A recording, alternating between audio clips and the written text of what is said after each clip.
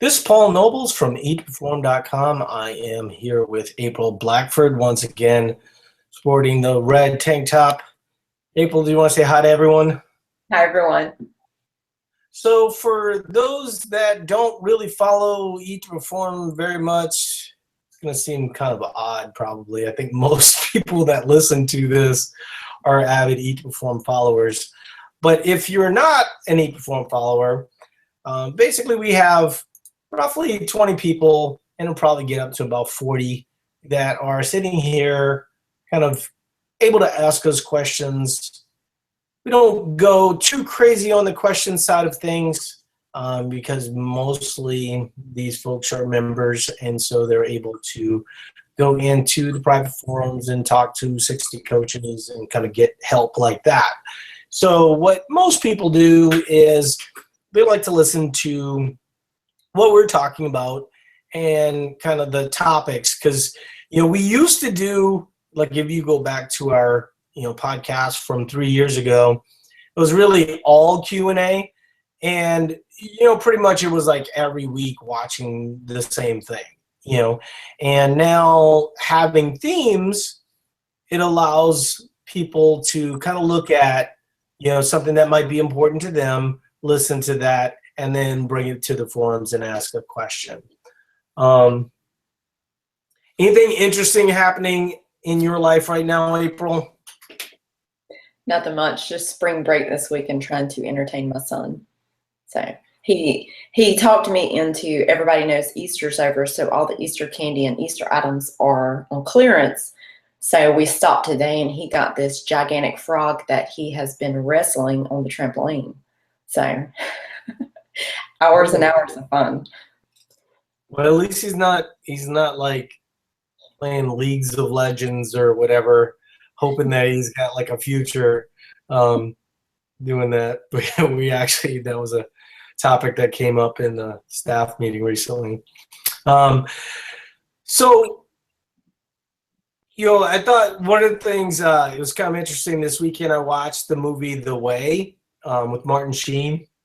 I don't know if you've seen it, but it's basically about what is the walk that they do? But it's basically like this really long walk through the Basque region of Spain. They start in France, and now I can't remember what the walk is called. Wayne, doggone it.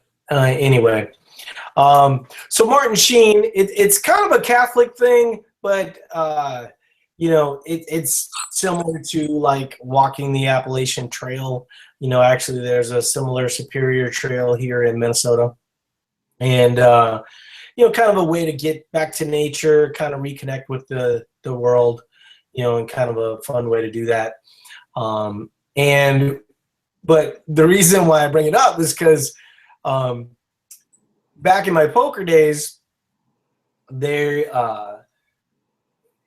would have all these charity events that, a lot of the high stakes poker players, and even like in my situation was kind of more of a middle stakes poker player, would go to and kind of participate in.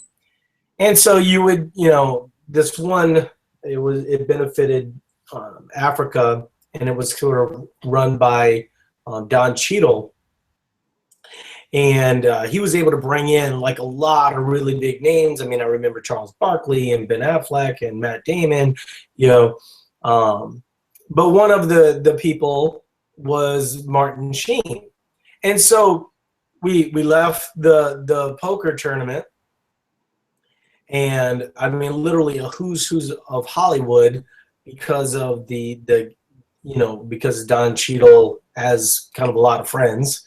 And so we were sort of expecting to go to this party afterwards and it to be kind of a big deal. Like my wife bought like a Chanel dress. I mean, we were expecting, it to be kind of schwanky.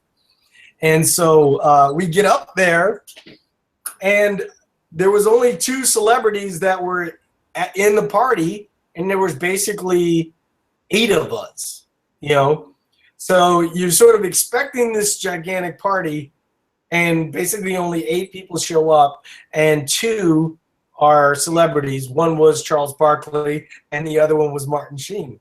So I literally sat there like talking to Martin Sheen for about an hour and a half.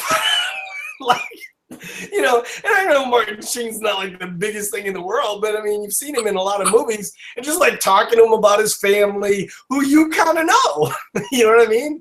Because of television. So that was sort of funny.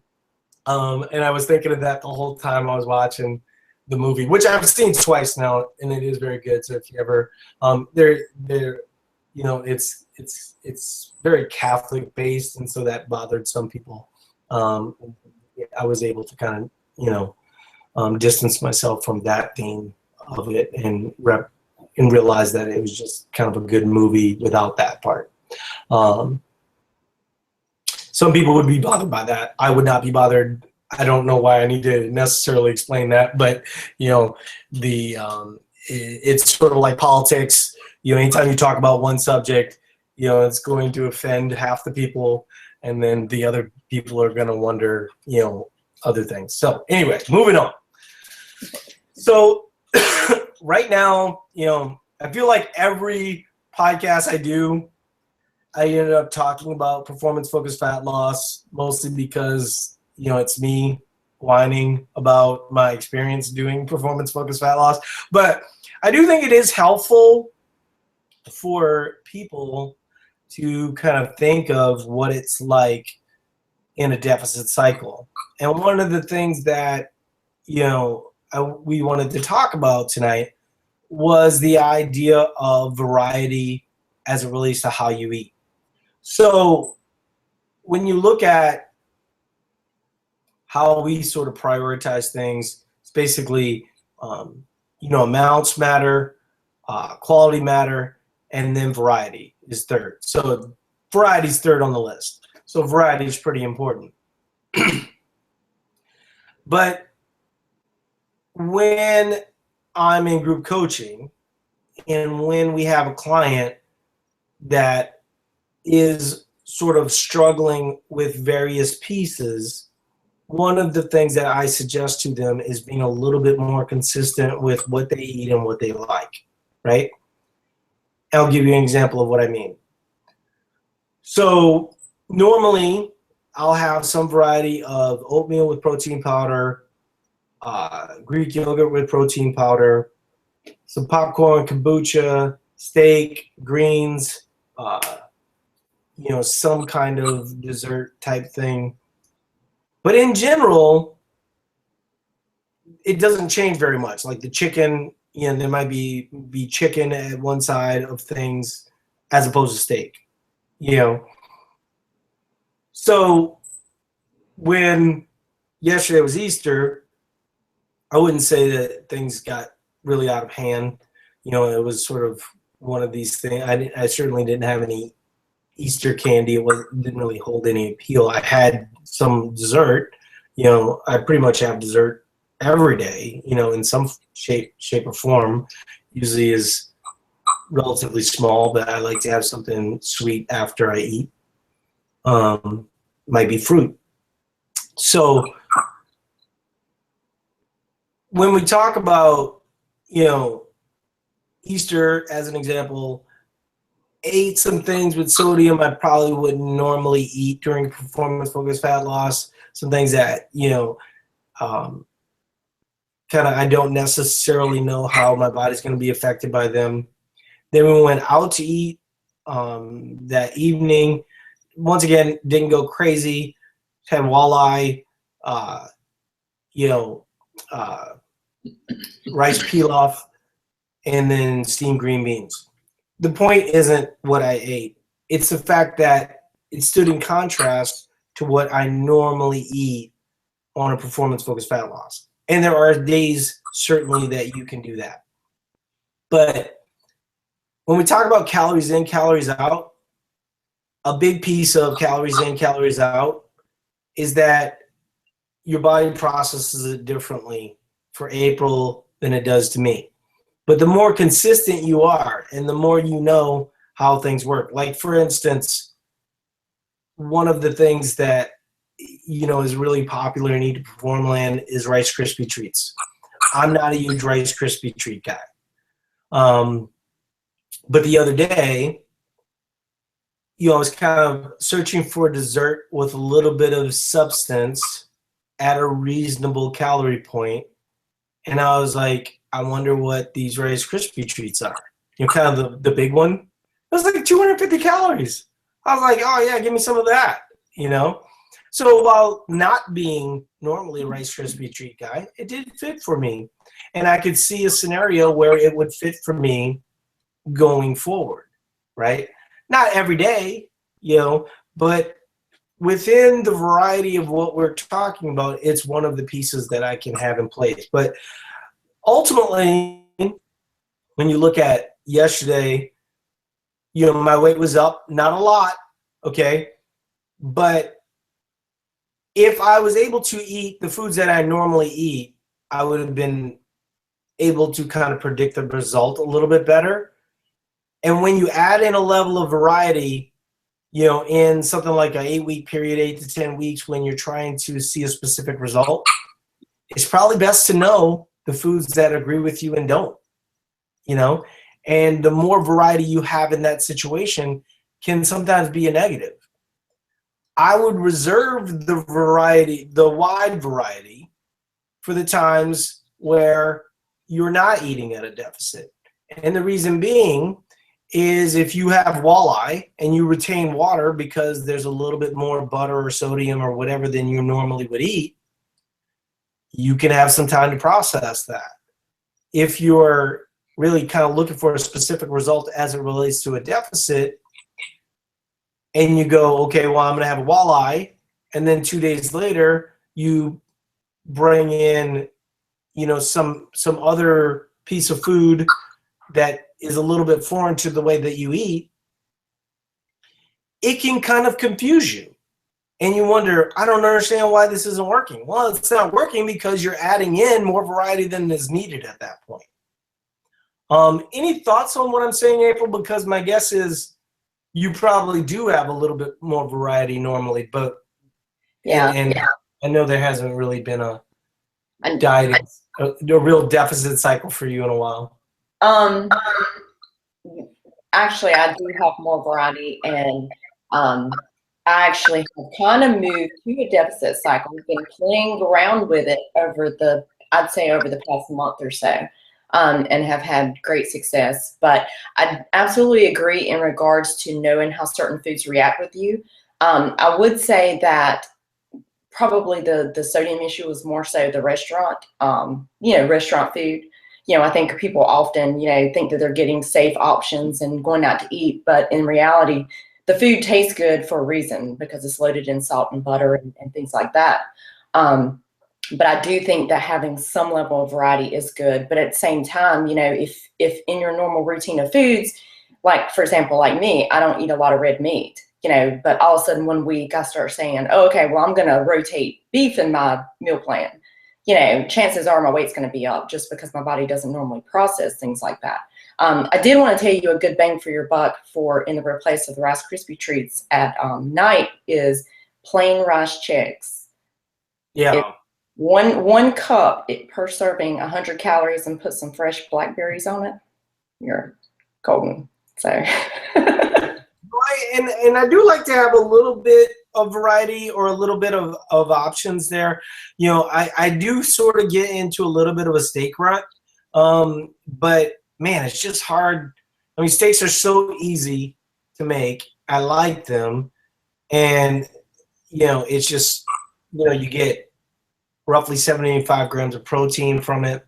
So from that perspective, there are certain things that just are enjoyable in the process. And as you're ultimately trying to be uncomfortable, you're trying to be the least amount of uncomfortable possible. So I will look at adding in the Rice Chex with maybe like some protein or something like that. But yeah, I mean, the other thing too, like you were talking about the sodium. The other day I mentioned in the Quick Start group that I hadn't had Chipotle in a while, and I had Chipotle, and I woke up with like a splitting headache at 4 a.m. just because, and I mean, really, like, I normally eat Chipotle, E. coli be damned, 3 to 4 times a week, but I haven't lately because I've been preparing a lot of my meals at home and most of my stuff is prepped and ready to go, right? But I did have Chipotle one day and it caused kind of the sodium headache thing.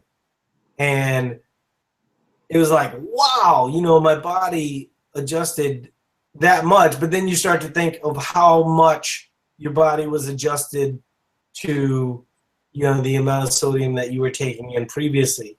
I mean, I will say, you know, for anybody who hasn't, you know, doesn't listen to this religiously, normally my work volume is a little bit higher than it is right now. I'm just coming off of being sick. Obviously, I'm in a deficit cycle.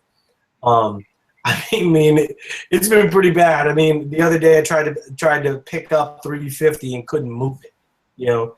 So, and that's usually a weight that's pretty easy for me. So there's some work volume things that sort of need to happen real soon here.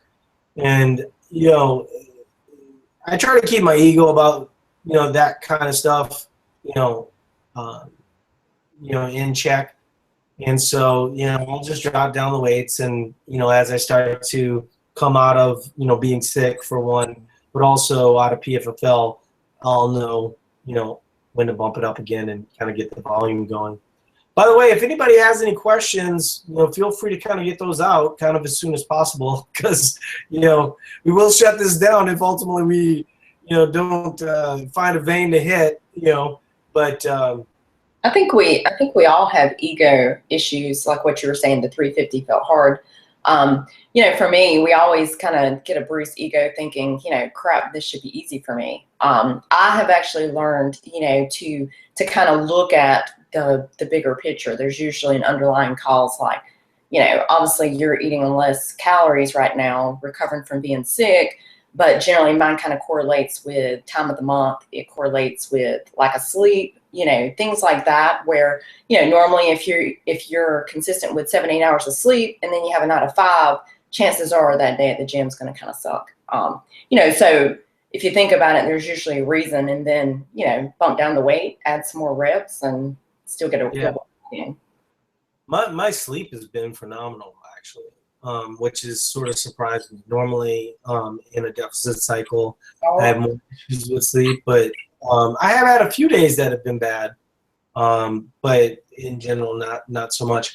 So Stacy was asking, do you look at food tracking and weight tracking for any trends? I 100%. I weigh myself daily. You know, we talk about this a lot on the podcast, where when people say that they have a problem with the scale, more often than not, they have a problem with the expectation of what the scale is going to say. And so what, you know, with Eat to Perform, you know, we are kind of talking people to, you know, hey, look, if the scale's up, that can actually be okay on occasion. In terms of food tracking, I think it is good for checking out trends. If you've not tracked food, you know, I talk about this fairly often. I do not track my food in general. I'm actually not tracking food this time as part of the experiment, though in saying that, you know, I have double checked a few times. I mean, like I said, I eat roughly the same thing every day, you know, so in some ways I want to make sure that I'm getting 2,000 to 2,200 calories. Do you remember the webinar a couple weeks ago where I had joked that I was felt like I was 7 months pregnant? Yep, I remember that. Okay, so normally back to the, you know, kind of knowing how your body processes foods and digestion and things like that. You know, I love red meat, love good steak, love a good burger. You know, don't eat a lot of it, but that weekend I actually had red meat 3 times in one weekend. And lo and behold, that day I felt like I was, you know, 7 months pregnant, and I was actually up 5 pounds on the scale. Didn't go to the bathroom for about a day or two.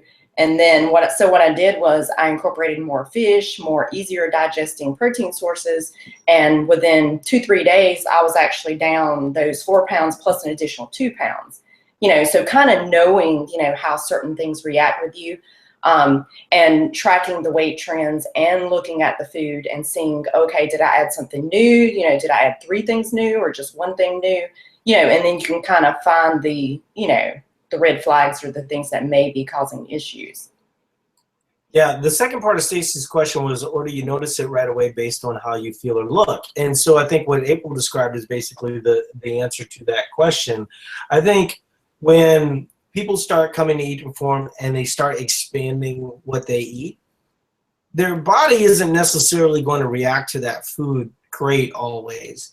And then so April could go, well, that means obviously my body reacts poorly to red meat. I would argue that the body reacts poorly to red meat 3 times, right? But if you had it once, you maybe wouldn't have had that issue. I've been talking a little bit about, I sort of got into an oatmeal rut where I was having oatmeal, peanut butter, and honey, which was roughly about 700 calories. And, voila, once I started to kind of take that out of the mix, I started leaning out quite a bit, and dropping some water and stuff like that. So, those are things that you want to kind of keep an eye on. It might not be taking something out. It might be just kind of eating it in moderation. One thing I will say, and I talked a little bit about this the last time, maybe it was Thursday's podcast, where if I'm in a little bit of a deficit cycle and you're 3 or 4 days in where you're kind of eating less and you sort of feel it, right? And I feel like, well, let's say, normally I might wake up at 6:30, but on that day I wake up at 5. Usually I'll have oatmeal on that day because I know that oatmeal is a little bit harder for my body to process. So I want a little bit of that occasionally. I think that's what happens with people is all of a sudden you wake up at 5 o'clock, you sit on the scales down 1.5 pounds, and like you put a shrine to the scale, and you want to make sure that scale gives you another 1.5 pounds, and then eventually, you piss all your water weight out, your workouts suck, and eventually you just go, I am plateaued. I don't know where to go here. Well, it's because you just went too hard too fast. So some level, if I see dramatic, weight loss, usually those are the days that I might introduce something like oatmeal, or have something that's a little bit more, out of the daily routine, that the daily routine might be a little too aggressive for what I'm doing. Like as an example right now, it's nice weather, so I'm able to get out. My wife actually right after this podcast, she's like, hey, you want to go for a walk? Probably. But the problem with some of that is you're adding in more work. So you have to be cognizant of the amount of food that you're eating in that process. And so if your weight's going down too fast, introduce some of these things. Sorry, I was laughing at your response. You want to go for a walk? Probably. Not yes, but probably. Yeah, it's going to be dark. So. And just to add on my red meat experiment, I did bring it back in moderation and had it only 1 time last week and did not go to the bathroom the next day. So, I believe in the moderation. And I do believe in testing things out before you actually say this is a no-go, and not be too trigger happy.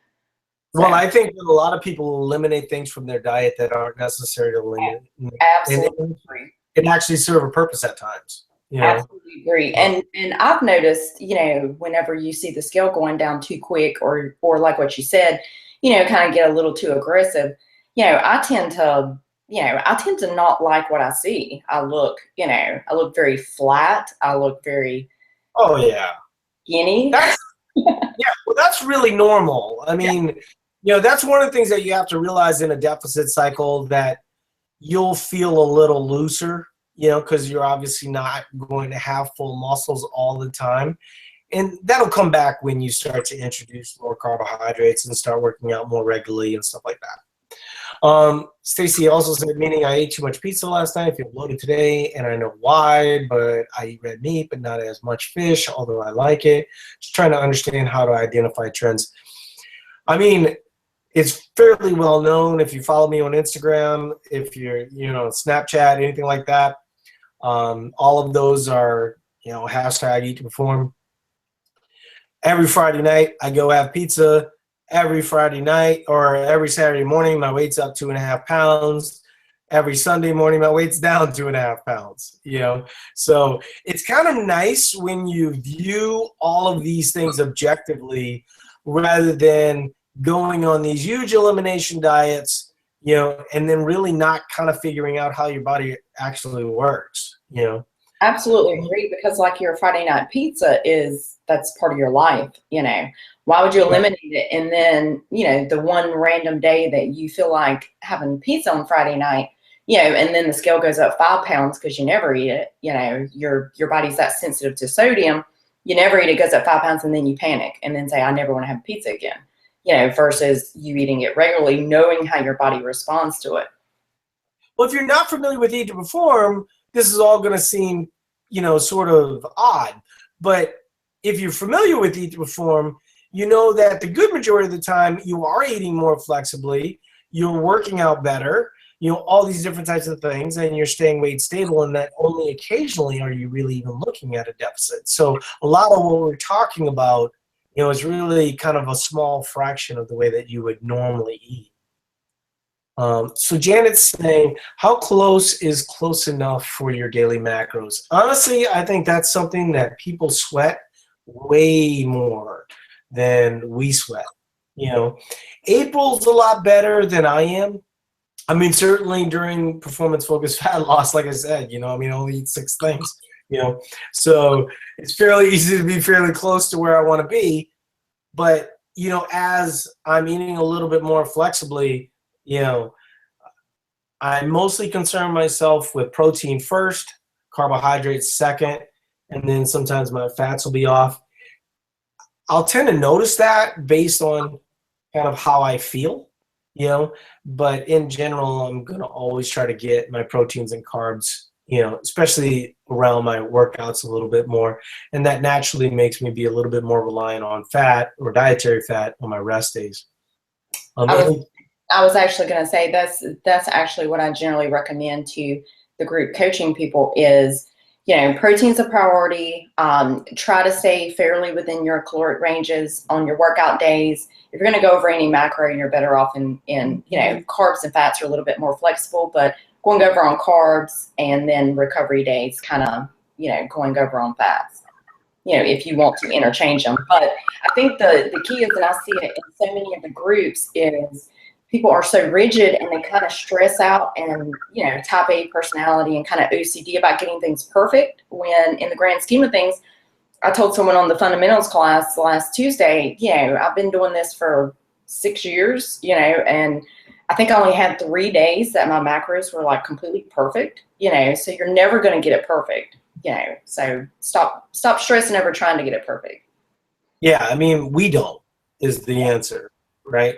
The other thing that I wanted to mention to people, we haven't really kind of done this as a broad launch, so obviously mentioning in a podcast is a little risky, but we actually do have the fat loss course in the App Store right now. You just basically Google fat loss course Eat to Perform, or not Google it. Well, you can Google it. It shows up Googling as well, but if you use the search in the App Store, we don't have it yet for Android. My understanding is that will be Friday, so look for that. Don't crucify ozone ratings and reviews at this point, but we have a fair amount of content in there, and it's really good for new people because it walks you through the beginning stages step by step. And but if you've been around Eat to Perform for a while and you kind of want to brush up on your game, it's great for that. It's $6.95. And we've been kind of working on that for about a month and a half. So I think you guys are going to really dig that one. So Christopher's saying, I'm still relatively new. I was just curious if eating a large amount of carbs, roughly 60 to 70% of daily carbs around my workouts. Is this a good percentage to be consuming around the workouts? I would say, well, first of all, whenever anybody talks to me about percentages, I don't even know what you're talking about. Like, I really don't think of it from that perspective. But that does seem like a bit much. I would say, for my perspective, I'd say 50 to 60 feels more right. With some amount of carbohydrates. Obviously, it sort of depends on how you consider fibrous vegetables. I don't really consider fibrous vegetables to be usable carbohydrates from the perspective of how we would view starches, or maybe some sugars as it relates to fruit. But yeah, I mean, do you have any thoughts on percentages, April? Thinking about percentages, I think I probably do around maybe 50%. If you look at pre, intra, post, so I'll probably do about 50% there. Gotcha. So James is asking, brand new to the Eat to Perform program, just received my total daily energy expenditure and have questions about the amount of fat that has been recommended, which is 110 grams. I'm used to having 25 gram, or I'm used to having less than 25 grams per day. Is the 110 grams correct? Well, first of all, when they send you your plan, what you need to be doing is sort of gradually moving to those numbers. I would say if you're eating less than 25 grams of fat per day, that sort of is in the super unhealthy range. I mean, I don't think that I've ever recommended that for a client. I remember having one CrossFit Games athlete that we were working with. I had her on 30 grams for about 3 days. So 25 grams consistently would be, for a male, is in the very unhealthy range. Yeah. I need to know more about your story. You know what I mean? Because it sounds like you might be on a really restrictive way of eating and moving back to normal. My suggestion, for 110 grams, I mean, I eat 100 grams of fats, and, I'm a 180-pound man, my fats are lower right now during focused fat loss, but it's still only like 60 or 70. Problem with, I would say that his body weight is probably around 220, and 25 grams, like what you said, is clearly a very restricted diet, depending on how long he's been on it. I hope it's not been a long time. I would say that he probably can start with 0.3 grams, because 110, if he's around 220, they probably started him around 0.5 because his caloric level is so high, rather than giving him a ton of carbs. I would say probably start maybe around 70, 75, and then kind of build up from there over time. But the 110 was going to be hard when you're accustomed to 25. Yeah, the idea isn't just to go to 110. Yeah. That isn't just to go in. You're saying, yeah. Okay. He's saying he's trying to cut weight. I mean, I know you're new to Eat to Perform, so, I'm going to walk you through that a little bit. But, what we're really trying to do is establish a baseline to work from, rather than, you just going straight to cutting weight, right? And if you were doing less than 25 grams of fat and you still weren't seeing success, I would argue that that was part of the problem and not part of the solution. There are a lot of reasons why, you want your fats to be somewhat reasonable. Libido is a big one. I would say testosterone is a big one. Certainly more carbohydrates are going to be favorable for muscle protein turnover, but less than 25 grams of fat is taking things a little too far, in my opinion. And that, it's kind of interesting because you'll get a plan from some people, and it's sort of kind of funny because he weighs a little bit more than what you said, April, which would make 110 grams of fat totally normal for a guy his size. And I think that there's a lot of people aren't aware of how these things sort of affect you, and as you kind of take this, I mean, I do agree with the basic idea. When we look at performance-focused fat loss cycles, one of the things that we do is sort of reduce fats, but and it depends on the individual. Some people react to things differently. We just try to play with a few elements, experiment here and there, and see what works for you. But when you go too extreme one way or the other, you go too low carb, basically you pull a lot of water out of your body. A lot of the time, that'll end up with less lean mass and kind of holding on to fat. A lot of it also, in the case of 25 grams of fat, I mean, God, I would be hungry all the time. I mean, isn't that your first thought? Yeah. I mean, I don't care how many carbohydrates you're eating, protein. I mean, at some point, that's just going to get, feel not right. So some level of moderation. But typically, if you're, just to kind of let you know what the end game is, as we move you to kind of normalizing, and if you didn't listen last Monday, we talked about it, why establishing a baseline is important. I would definitely listen to that. That's the secret to what is going to ultimately get you to where you want to go. And also talk to the coaches, but don't be like, I gotta go 25 and now you're saying 110. That's not how it works, right? We want to gradually move you from 25 to 40 to 60. I mean, I'm making these hand movements, and people on the podcast is like, they don't see hand movements. So that's kind of the idea. But it probably wouldn't take you very long to kind of establish. I mean, if you've been doing less than 25 grams of fat, your whole world's about to change, And I don't know if you're married or not, but if you are married, you might want to warn your wife. Let's see, what was the name of the podcast you said I should listen to? It's the one on the baseline. It was like, 2 podcasts ago. It was last Monday, actually. Are we going to start talking about heart health again? What do you mean? That was a joke. That was a joke, making the reference to the podcast that that we talked about a couple of months ago when you were telling him to tell his wife to watch out. Yeah, right. Oh, yeah, no. We're not going there anymore. No more sex talk. There's enough podcasts on that, and then we could never possibly compete with those. So Stacy was saying, sorry, I was rambling, trying to mix protein, maybe more chicken and fish. Good to know what you bounce back. Still working to get out of the punishment phase and just move on. Total panic, as April said.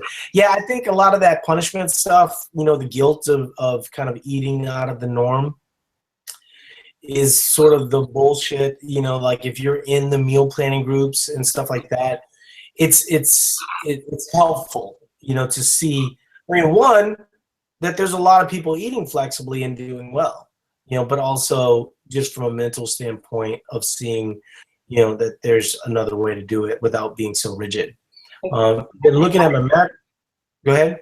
I was just going to say also for Stacy, if you just increase your hydration levels, your water intake for the next day or two, and also increase your potassium intake, which white potatoes actually give you more bang for your buck than bananas. A lot of people think bananas. Increase your potassium intake, and that sodium bloat will be gone like that. Yeah, I mean, like, the potato, I mean, we have an article called, I think we owe the potato an apology, and it was based on what April just said. But if you're having water issues, where you're kind of too much sodium or whatever, I know potatoes have calories and all, but, it's a great way to kind of deal with that, fill up your muscles, and kind of create that electrical bond within your intestines that, kind of allow you to process the nutrients better. She's wondering if, like, doing things from a weekly standpoint. Says if I have fats left, should I eat more of those on my rest days but still not go overall calories? It's sort of what Janet was talking about earlier. I feel like a lot of the questions that you're asking, Stacy, are about doing it perfectly. And frankly, I think the goal is really to kind of imagine all these habits. It's kind of interesting. We were just talking in the staff meeting, like we held it right before this. We were talking about the magic of the numbers. And, it's my contention that the numbers are important, but they're sort of the last piece. It sounds like some of what you're going to be is going to be a big thing for you is just kind of getting, maybe them to sleep right, maybe the meal planning right, maybe, all these different things before we really start talking about obsessing over macros, And my suspicion is that the more you obsess over it, the less likely you are to have success with it, because one of the basic ideas of Eat to Perform is to sort of push the top in so then you can use that for a more effective deficit. But if you're always obsessing about a specific number, like there's a way of dieting called If It Fits Your Macros, which a lot of people think is very similar to Eat to Perform, and it really isn't, because that's the piece. When you look at most of the people doing If It Fits Your Macros, essentially they're dieting all the time, and they would argue, well, yeah, but you could bulk. Yeah, you could, but you don't, right? The good majority of them are kind of stuck with similar macros. The body is basically set up to find homeostasis, and it will land ultimately wherever you land, And so if you're not pushing it on one side, you really won't know what your energy levels will be. You really won't know what your workouts could be. And then ultimately, you wouldn't know how much fat loss you can receive on the other side of things, right? And so I would sort of keep that in mind. But yeah, I mean, if one thing that I've seen happen for a lot of people is, they have 2 or 3 bad days where they're really not tracking all that well, and it starts to go sideways for them. And, maybe their fats are low. All of a sudden, they're eating a ribeye on Friday night, which the more consistent you can be throughout the week, typically going to be the better, right? Your metabolism is not something that's static. It's something very dynamic. And so, if you are intentionally reducing your metabolism by undereating, and then on the weekend, you're having all this food, don't be surprised if the scale's up 5 pounds, right? Because that's how the body works. The more consistent you can be throughout the week, of course, you won't be starving by Friday, and then by Friday, right? So let's break down what bad habits look like, okay? All week long, you've been super disciplined, but you're starving on Friday. So you just eat all the food. So then on Saturday, you go, well, shit, I already blew it. So now on Saturday's off. By Sunday, you start to really feel like you really start to rein it in, and you look at the scale on Monday and you're up 8 pounds, right? What I'm saying is, if you viewed the whole week from the standpoint, like I said, even in a scenario where I'm in a deficit, I still fit in dessert. I still fit in things that I like, because that's going to allow for more and better understanding later on. I just want to add, I absolutely agree. The weekly average is far, far more important than a single day. I tell people this every day, and also to kind of reply back to Stacy, as a general rule, you want to make protein a priority, but at the end of the day, for example, if you've got 20 grams of fat left and you're not hungry, don't eat for the sake of hitting your macros. But that being said, let's say you're not hungry, you go to bed, call it a day, and then 3 days later, you find that on a workout day, you're kind of more hungry than normal. it's okay to add a little bit extra food in. Don't feel like you have to be so rigid to stick to that plan, because chances are that that reduction of calories a couple of days before that you really wasn't hungry, is kind of catching up with you. So the weekly average, week to week is far, far more important than one day of pizza.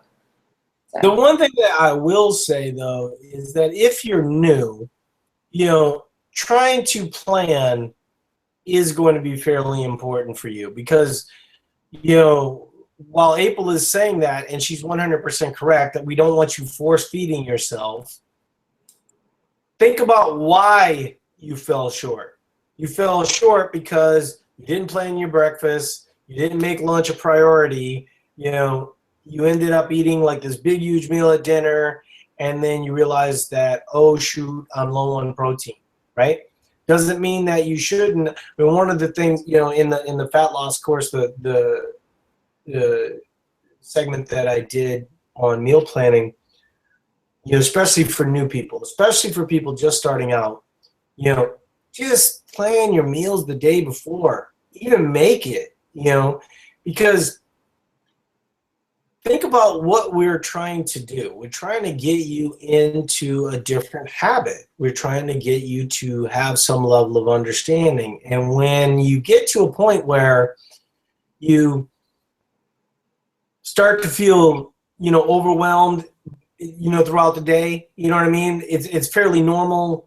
Some meetings come up, Kate all of a sudden has a report. You got to bring them to Joann's to get fabric. And now all of a sudden, the meal that you thought you were going to cook, if you had it ready, you would have been able to eat it. But now that you don't, you're in a KFC drive-thru. I talk to people every single day, and they outright admit that the days that they plan in advance and map out their food, they feel so much better. And they see more success week to week by actually taking that extra step and planning a little bit, rather than what you said, ended up in the KFC drive-thru and then feeling guilty because, they didn't meet their macros, ate foods they normally wouldn't eat, whatever, So, it's tried and true that, a little bit of planning goes a long way. When I said it on one of the recent podcasts where the Withings scale, right? I have a Withings scale, really liking it, actually. It's nice to have that Wi-Fi information right in my phone, but it allows them to collect all this data and make inferences from it. And similar to the meal planning idea, what they say is that basically people that weigh themselves daily are 1.5 pounds lower than the people that weigh themselves sporadically. Okay? Now, sporadically might work for you, but what they're saying is the more specific you are, the more prepared you are, the more available data you have, the more you're able to reach your goals. Now I know we all have a complicated relationship with the scale, but if you didn't have the expectation of the scale always going down, how would you change your relationship with the scale, right? Like April said, I think she said it last week, like, don't weigh yourself after Easter, right? And I would argue, why not? If you're up 4 pounds, awesome. Who cares? But that's only if you weigh yourself regularly to weigh yourself after Easter. If you don't never ever weigh yourself, like what you were saying, and it's sporadic, and I mean sporadic as in like every 3 months, and then you choose the day you come back from vacation, the day after Easter. That's what I'm talking about. I mean, that's so true too, right? I mean, like, I love when everyone says, I don't like to weigh myself. And then all of a sudden, you're like, well, I just came back from vacation and weighed myself. Why the fuck would you do it then? That would be like the worst day by far, or right after Easter. That would be like the most horrible day to do it, But I think, as we start, talk to people and get them to a point where, they're using this information to sort of experiment and see a specific result and kind of use that self-analysis, that is really where kind of April and I started, where we were trying to figure out what worked and what didn't. And ultimately, with a few PhDs along the way and, various other people that have had input, we've been able to kind of come up with, what ultimately Eat to Perform has become. So, all right, you guys. Well, I appreciate everybody being here. We do have that walk to get to. I am a 97%. I moved from probably. So Yeah. I appreciate everybody being here and asking such great questions. April, do you want to say goodbye? Good night, everyone. All righty, guys. Talk to you later. Bye-bye.